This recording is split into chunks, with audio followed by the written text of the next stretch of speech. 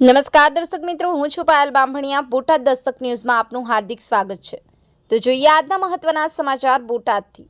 બોટાદ શહેર પોલીસની કડક કાર્યવાહી। દારૂ અને મારામારીના ગુનામાં સંડોવાયેલા 3 શખ્સોને બોટાદ જિલ્લામાંથી 3 માસ માટે તડીપાર કર્યા।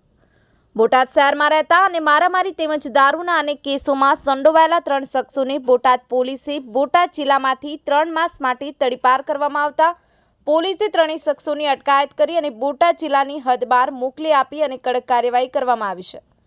બોટાદ શહેરમાં અસામાજિક પ્રવૃત્તિઓ કરતા લોકોની વિરુદ્ધમાં પોલીસ દ્વારા કડક કાર્યવાહી કરવામાં આવી રહી છે। ત્યારે બોટાદના દારૂ અને મારામારીના ગુનામાં સંડોવાયેલા 3 શખ્સોને બોટાદ જિલ્લામાંથી તડીપાર કરવામાં આવ્યા છે।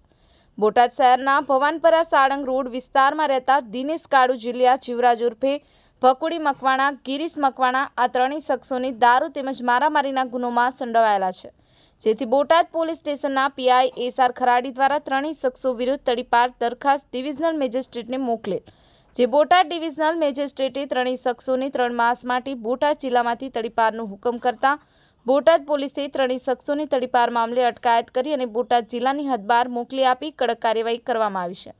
બોટાદ દસ્તક ન્યૂઝ, બોટાદ।